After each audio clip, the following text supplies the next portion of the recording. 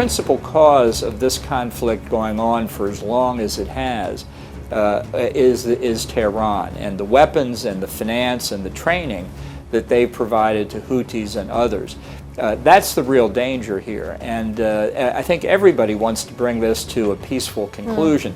The problem is negotiating with terrorists is a nearly impossible assignment, and the Iranians know that, and they have exploited Iran very effectively. That's what we've got to stop.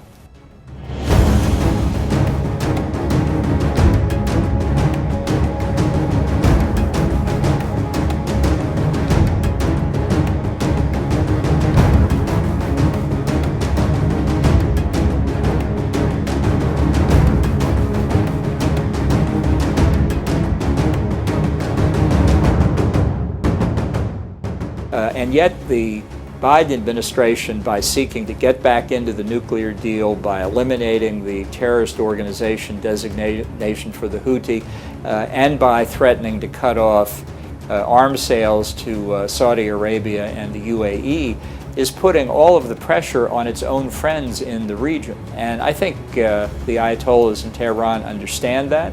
And I think they're just going to continue doing what they're doing in Yemen and elsewhere, in Iraq, in Syria, in Lebanon, all around the region.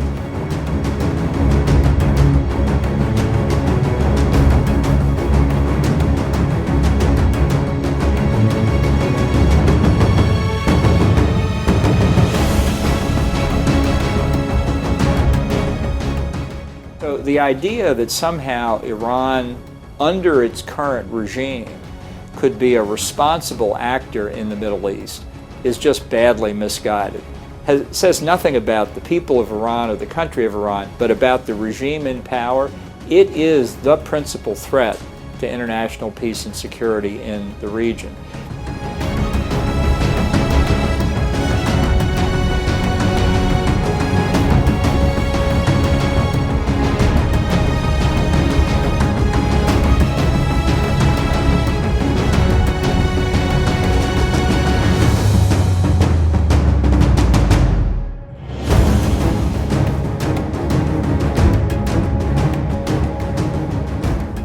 I think the regime in Iran is very unpopular.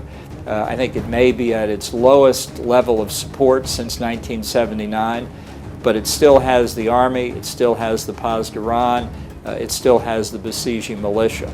And as long as they have the guns and remain united, the people can't resist. I think the objective should be to split the regime. There are many people, I believe, even in the Revolutionary Guards, who understand the regime is untenable.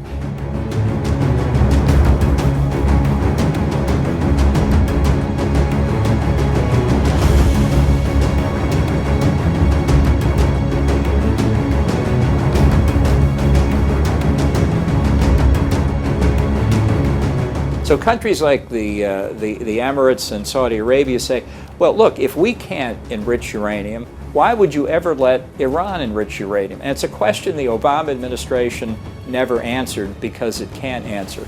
So I think, yes, I think having the other regional states involved would be a good thing.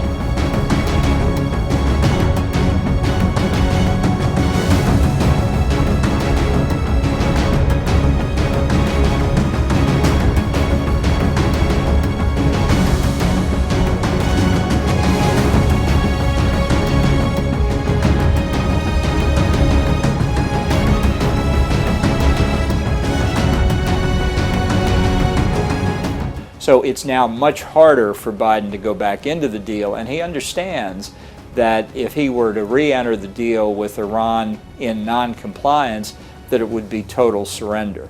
But make no mistake, his objective remains the same, and that's getting back into the deal.